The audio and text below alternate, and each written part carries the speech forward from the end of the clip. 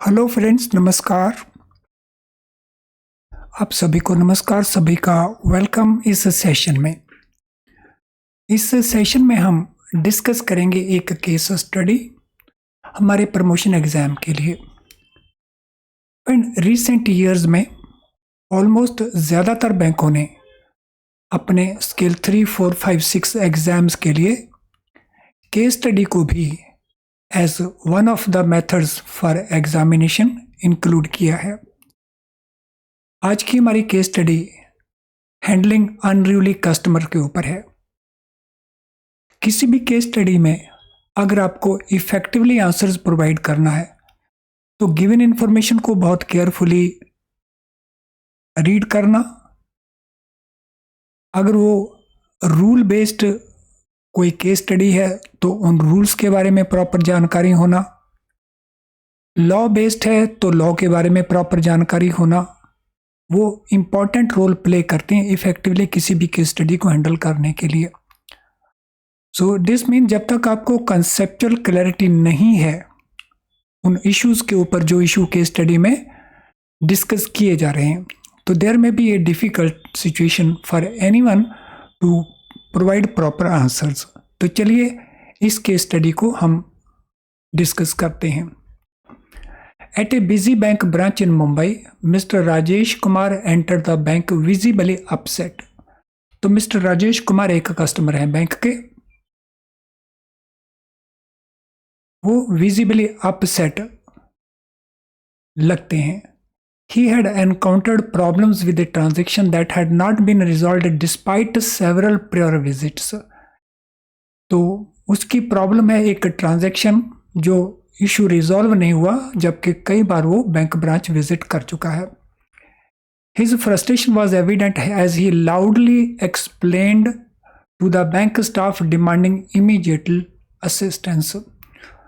तो he loudly complained for immediate assistance.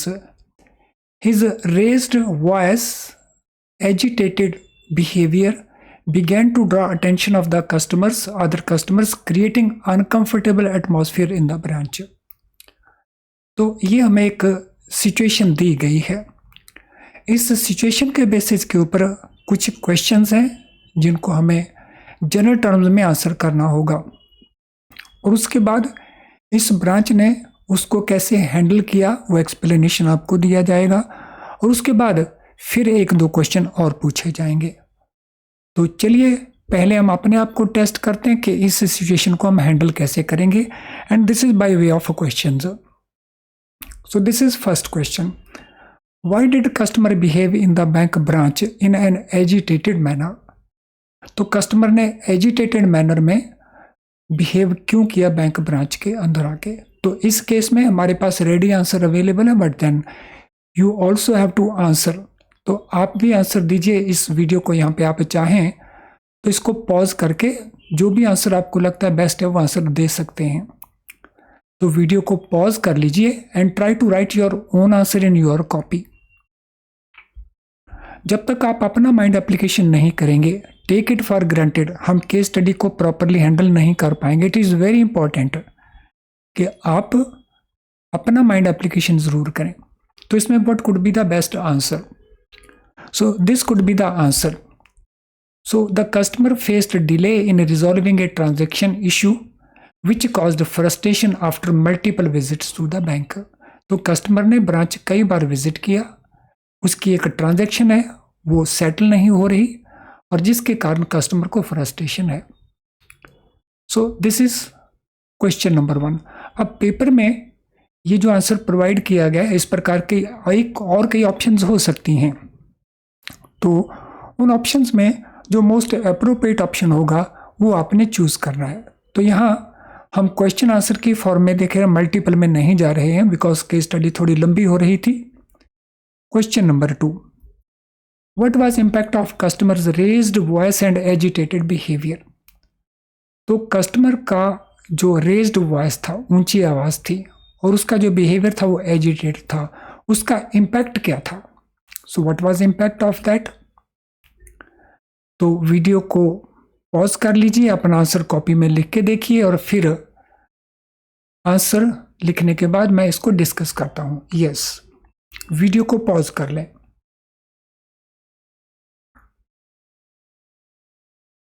And think of your own answer as well.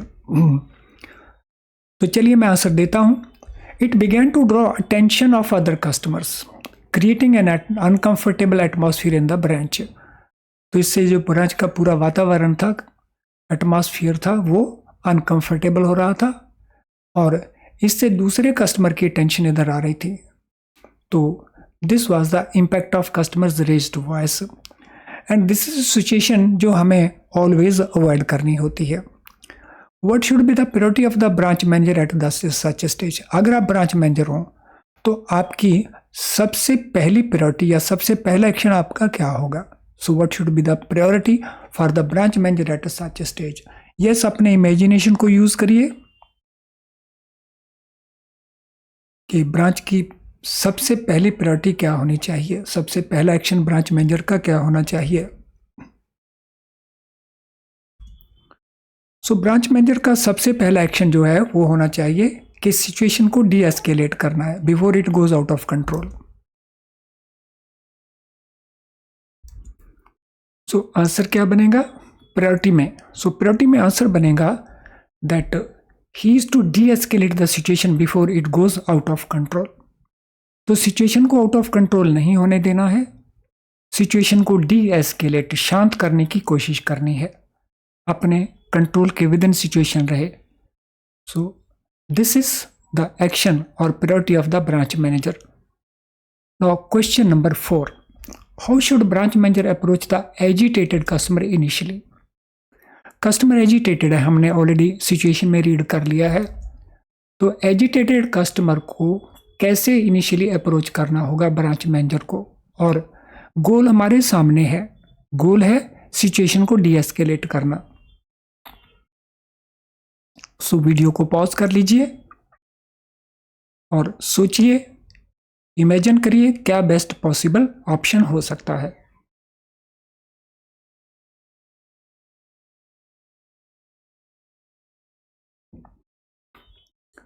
Now answer here will be the branch manager may apologize, acknowledge customer frustration and invite the customer to discuss the issue in a private setting. So publicly वो discuss करने की जरूरत नहीं है अगर customer को शांत करना है तो। सो एजिटेटेड कस्टमर को अगर काम करना है तो private setting will be most appropriate. तो हम अपोलोजाइज कर सकते हैं, कस्टमर की जो फ्रस्ट्रेशन है वो जेन्युइन हो सकती है, most of the time genuine भी होगी, उसको एक्नॉलेज कर सकते हैं और कस्टमर को डिस्कस करने के लिए हम इनवाइट कर सकते हैं।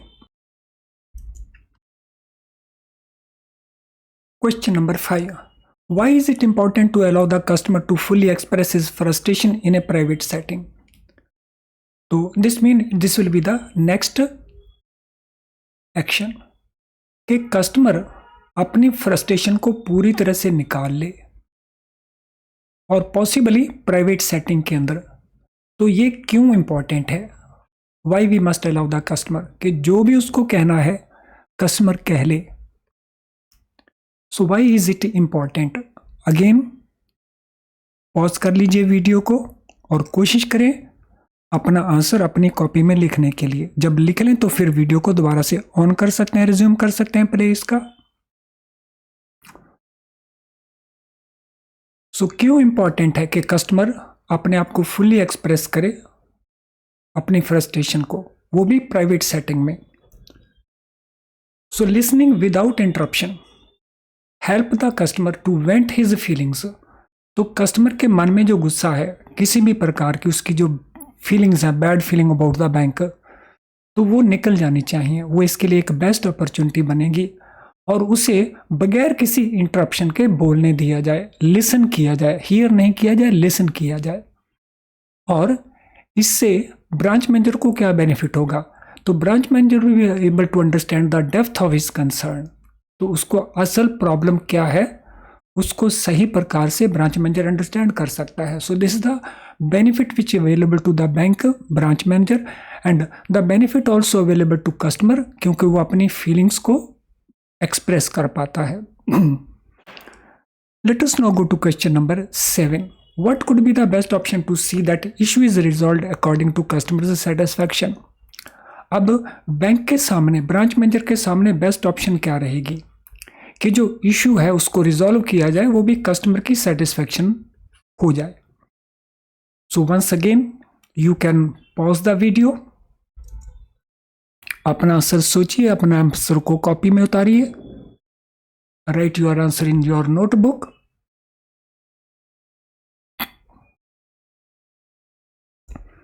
अगर ऊपर ऊपर से सोचते रहे या ये सोचते रहे कि इसका आंसर मैं आपको प्रोवाइड करने वाला हूं, तो आपको बेनिफिट उतना नहीं होने वाला जितना हो सकता है। तो इसलिए आपको you must apply your mind. इसका बेस्ट पॉसिबल आंसर क्या हो सकता है वो लिखिए। चलिए मैं शेयर करता हूं कि इस सिचुएशन में क्या करना चाहिए। सो इस सिचुएशन में जो ब्रांच मैनेजर है तो he should take ownership of his problem. तो कस्टमर की प्रॉब्लम मेरी प्रॉब्लम है, ब्रांच मैनेजर को ये सोच के आगे प्रोसीड करना होगा for further action for resolution, फिर उसका रेजोल्यूशन क्विकली हो सकता है। तो we should not disown the problem, rather we should own the problem which customer is facing. No question number 7, what specific action should branch manager take to resolve the problem. अब बात आ गई ownership के बाद specific action branch manager को क्या लेना चाहिए ताकि प्रॉब्लम रिजॉल्व हो जाए। What the branch manager should do. So once again you can pause the video, come out with your own action point और कॉपी में लिख लीजिए आपका एक्शन पॉइंट क्या है। That will be the best thing to do. तो चलिए मैं शेयर करता हूं इसमें पॉसिबली ब्रांच मैनेजर क्या कर सकता है। तो branch manager should review customer account और द ट्रांजैक्शन। तो जो भी ट्रांजैक्शन में इशू है या अकाउंट में जो इशू है उसे ब्रांच मैनेजर को रिव्यू करना चाहिए। अगर जरूरत पड़ती है तो सीनियर स्टाफ मेंबर को कॉल कर सकता है to understand the issue better, और साथ में कस्टमर को भी वो अपडेट करता रहे, कस्टमर को भी बताता रहे कि ये एग्जैक्टली सिचुएशन है और इसमें हम ये एक्शन इनिशिएट कर रहे हैं। तो ये 7 क्वेश्चंस हो गए आपके। इसके बाद एक्चुअली ब्रांच ने क्या किया, let us try to see that, फिर उसको भी इवेलुएट कर सकते हैं हम। और वो अंडरस्टैंड करने से पहले ये इंपॉर्टेंट इंफॉर्मेशन हम देख लें। फ्रेंड, इसी प्रकार की case studies on various issues, जिसमें लॉ के ऊपर केस स्टडीज इशू होंगी, बेस्ड होंगी, रेगुलेशंस के ऊपर होंगी, गवर्नमेंट की गाइडलाइंस के ऊपर बेस्ड होंगी, बिहेवियरल होंगी, लोन्स को लेकर के होंगी। इस प्रकार की बहुत सारी case study, more than 70 case studies हमारे पास पीडीएफ फॉर्मेट में अवेलेबल हैं। तो अगर आप इनको यूज़ करना चाहें और साथ में हमारे पेड वीडियो लेसन्स हैं जो आपको बहुत अच्छा कॉन्सेप्ट प्रोवाइड करेंगे आपकी जनरल बैंकिंग को कवर करने के लिए। हमारे पास क्वेश्चन बैंक है जो आपकी अच्छी प्रैक्टिस करवाएगा। डिटेल्ड प्रॉपर स्टडी नोट्स चाहिए आपको प्रमोशन एग्जाम के लिए, तो पीडीएफ में स्टडी नोट्स आपको मिल जाएंगे। आरबीआई रूल्स की समरी कम से कम 1 साल की आपको ज़रूर कर लेनी चाहिए, तो 1 साल की समरी भी आपको मिल जाएगी। गवर्नमेंट स्कीम से बड़े क्वेश्चंस आते हैं तो वो भी आपको इसमें मिल जाएंगी। ऑलमोस्ट 42 गवर्नमेंट स्पॉन्सर्ड स्कीम्स हैं, तो वो मिल जाएंगी। और सब कुछ कहाँ पे मिलेगा, ये हमारी वेबसाइट है। हमारे वेबसाइट के कोर्सेज पेज में चले जाएं तो वहाँ चाहे वो आपकी केस स्टडीज़ हों, चाहे वीडियो लेसन्स हों, क्वेश्चन बैंक हों, स्टडी नोट्स हों, आरबीआई सर्कुलर की समरी हो, गवर्नमेंट स्कीम्स हों, तो वो सब कुछ आपको वहाँ पे मिल जाएगा। तो अगर आपने इन चीज़ों का अभी तक यूज़ करना नहीं शुरू किया है तो you are missing something very important. तो इमीडिएटली उसको सब्सक्राइब कर लीजिए एंड गो फॉर दैट। तो चलिए अब हम चलते हैं ये देखने के लिए कि ब्रांच ने क्या किया। What action was taken by the branch. MS Neha Singh, the branch manager, quickly recognized the need to de-escalate the situation before it got out of control. She approaches Mr. Kumar calmly, professionally, speaking in a soft but assertive tone. Mr. Kumar, I understand you are upset, and I sincerely apologize for the inconvenience this issue has caused to you. Let us sit down and I will personally ensure that we get it resolved as quickly as we can. So, Mrs. Singh said, inviting him to a private area of the branch where they could speak without causing any further disruption. तो priority क्या रही कि कोई आगे disruption ना हो, बाकी customer service चलती रहे, डिसरप्शन ना हो. प्राइवेट एरिया में मिस्टर सिंह को लेके जाया जाए, वहां उसकी प्रॉब्लम को इशू किया जाए. तो ब्रांच मैनेजर ने अपोलोजाइज किया. So this mean this action was perfectly okay. What further action? Reluctantly, Mr. Kumar agreed and followed her. Once seated in the private office, the branch manager offered him a glass of water and allowed him to fully explain his concern. This is very, very important. और उससे पहले ये courtesy भी है और ये एक अच्छा सॉल्यूशन भी है.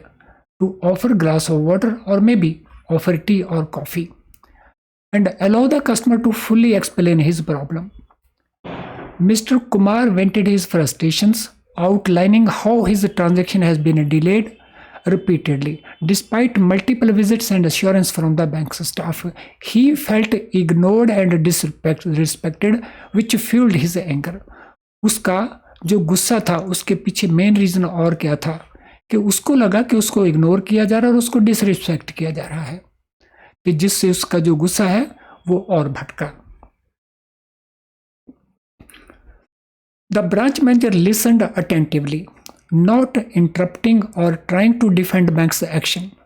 तो ब्रांच मैनेजर ने बैंक के एक्शन को किसी भी तरह से डिफेंड नहीं किया है, क्योंकि अगर हम डिफेंड करेंगे at this stage the issue can not be resolved until Mr. Kumar had finished. So once he had expressed all his concern, the branch manager calmly reiterated her apology and acknowledged his frustration.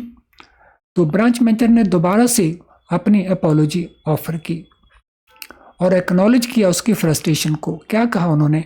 I can imagine how frustrating this must have been to you. We value your business and this situation is certainly not reflective of the standard of service we strive to provide for. उन्होंने ये भी admit कर लिया कि जो कुछ आपके साथ हुआ तो ये हमारे सर्विस स्टैंडर्ड का रिफ्लेक्शन नहीं है जो हम करना चाहते हैं, तो आपके साथ कुछ अच्छा नहीं हुआ है. तो this was the action of the branch manager. Then उसके बाद ब्रांच मैनेजर ने क्या किया? She immediately pulled up mister Kumar's account details and discovered that a technical issue had caused the delay in processing the transaction. So this was the root cause. So she reached the root cause. Instead of offering excuses, she took ownership of the problem, promising that bank would prioritize the resolution of his issue. She called one of the senior staff members, Mr. Rajiv, to assist in resolving the matter immediately. तो जहाँ ज़रूरत पड़े हमें senior staff member की या staff member जो relevant है उसकी हेल्प ले लेनी चाहिए to help the customer. While the issue was being addressed, the branch manager took the time to explain the process to Mr. Kumar, providing clear and transparent information about what had gone wrong. तो जब ये problem address की जा रही थी by the senior staff member, तब branch manager ने ये भी एक्सप्लेन किया कि हमारा प्रोसेस क्या है, उस प्रोसेस में कहाँ पे क्या प्रॉब्लम आई and what was being done to fix it, और उसको फिक्स करने के लिए क्या किया जा रहा है. Throughout the interaction she remained calm, patient, empathetic, reinforcing commitment to resolving the problem. To further ease Mr. Kumar's concern, she provided updates every few minutes, explaining each step as it happened. This transparency helped Mr. Kumar to get calmed, who began to feel more reassured as he saw the bank taking concrete step to resolve his problem. उसको लगने लगा कि bank उसके issue को resolve करने के लिए bank concrete step ले रहा है, ऐसा उसको महसूस हो रहा था. After a short wait, the transaction issue was resolved and the branch manager ensured that Mr. Kumar received immediate confirmation that his funds were now available. She apologized again for the inconvenience and thanked him for his patience. I appreciate you understanding, Mr. Kumar, and I'm sorry that this took longer than expected. We will make sure that this does not happen again, she said with a smile. So this was the final thing she did. And perhaps this is the type of approach which can help the customer also, which can help the branch also, bank also, to retain that customer, to make sure कि customers loyalty branch के प्रति, bank के प्रति बनी रहे. तो this type of behavior is required on the part of branch manager. अब हम इसके लास्ट पार्ट के ऊपर चलते हैं. By the time the customer left the branch, Mr. Kumar was visibly calmer, satisfied with the outcome and appreciative of the attention he received.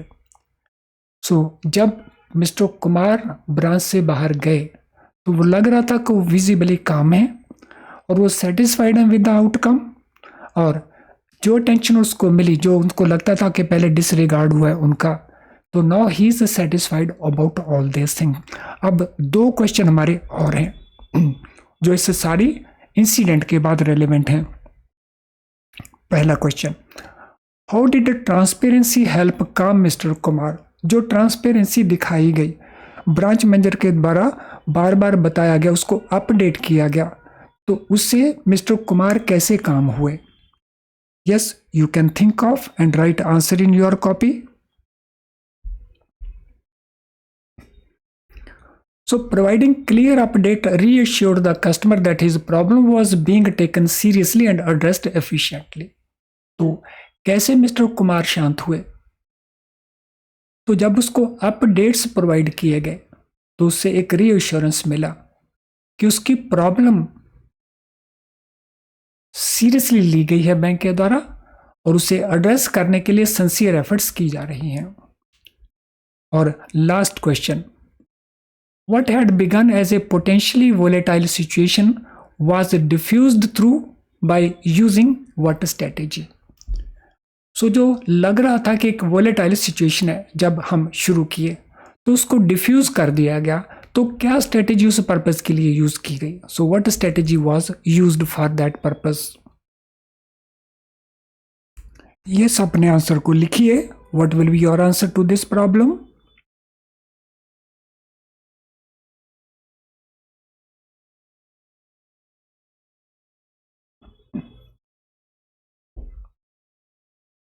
सो इससे पहले कि मैं इसका आंसर आपको प्रोवाइड करूं, आई एम श्योर कि इस केस स्टडी को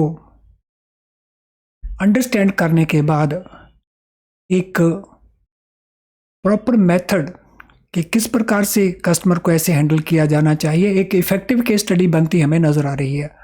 तो अगर आपको लगता है कि सचमुच इफेक्टिव केस स्टडी है तो फिर लाइक करने में सेशन को संकोच ना करें. तो इमीडिएटली सेशन को लाइक कर दीजिए. तो लाइक बटन बना हुआ है तो लाइक बटन को पुश कर देंगे आप. जब आप लाइक करते हैं तो हमारे चैनल को स्ट्रेंथ मिलती है. और अगर आपको सचमुच में ये यूजफुल लग रहा है कि स्टडी, तो then you can help us. और इससे यूट्यूब आर्टिफिशियल इंटेलिजेंस को आजकल यूज़ करके और बहुत सारे स्टूडेंट को पहुंचाने की कोशिश करता है इस वीडियो को. और हो सके तो इसके लिंक को कॉपी करके अपने सोशल मीडिया अकाउंट के ऊपर डाल देंगे तो और बहुत सारे आपके जो कलीग्स हैं, फ्रेंड्स हैं, उनको भी हेल्प हो जाएगी. चैनल अगर आपने सब्सक्राइब नहीं किया तो इस प्रकार के केस स्टडीज और कुछ मटीरियल हम लेके आएंगे तो वो आप तक पहुंचने में दिक्कत आएगी. तो चैनल को सब्सक्राइब भी कर ले और साथ में बेल आइकन को पुश भी कर दें, सो दैट हमारे नोटिफिकेशन आपको लगातार मिलें और आप किसी भी क्लास को मिस ना करें. तो कर दीजिए, लाइक का बटन भी पुश कर दीजिए और सब्सक्राइब नहीं किया तो सब्सक्राइब कर लें, साथ में बेल आइकन को पुश कर दीजिए. तो इसके बाद हम चलते हैं इसके आंसर के ऊपर. नाउ क्वेश्चन क्या था, what had begun as potentially volatile situation. तो उसको डिफ्यूज कर दिया गया, उसको शांत कर दिया गया कौन सी स्ट्रेटेजी को यूज करके. तो इसमें कौन कौन से ऐसे एट्रीब्यूट थे जो ब्रांच मैनेजर ने यूज किए. वो एट्रीब्यूट थे एक कॉम्बिनेशन ऑफ एट्रीब्यूट्स जिसमें एक्टिव लिसनिंग का बहुत बड़ा रोल था, एम्पैथी का बड़ा रोल था. एम्पैथी होता है अपने आप को दूसरे पर्सन की सिचुएशन में डाल के सोचना. ट्रांसपेरेंसी का बड़ा रोल था of course Swift action was the most important thing. तो इन 4 चीज़ों को कंबाइन करके इस छोटे से इशू को हैंडल किया गया, सिचुएशन को आसानी से डिफ्यूज कर दिया गया। So perhaps these type of skills are required and most of you, आप में से काफ़ी सारे हमारे जो एक्चुअली प्रैक्टिसिंग मैनेजर्स हैं वो ऐसी बातें करते भी होंगे, लेकिन पेपर में उसको इस प्रकार से आंसर प्रोवाइड करने, so that is the important thing marks लेने के लिए। तो आई एम श्योर इस केस स्टडी से आपको बेनिफिट होगा। और अभी तक भी अगर आपने लाइक नहीं किया या सब्सक्राइब नहीं किया या बेल आइकन पुश नहीं किया तो मुझे लगता है अब तो बनता है ये सारा कुछ। तो चलिए इस केस स्टडी को हम यहीं पे वाइंड अप करते हैं। इस तरह की और कई केस स्टडीज़ हम आगे जाके डिस्कस करने वाले हैं, लेकिन वो आपको तभी अवेलेबल हो पाएंगी जब आप उसको रेगुलरली हमारे चैनल को सब्सक्राइब करके बेल आइकन को पुश कर लेते हो। तो चलिए फ्रेंड्स, थैंक यू।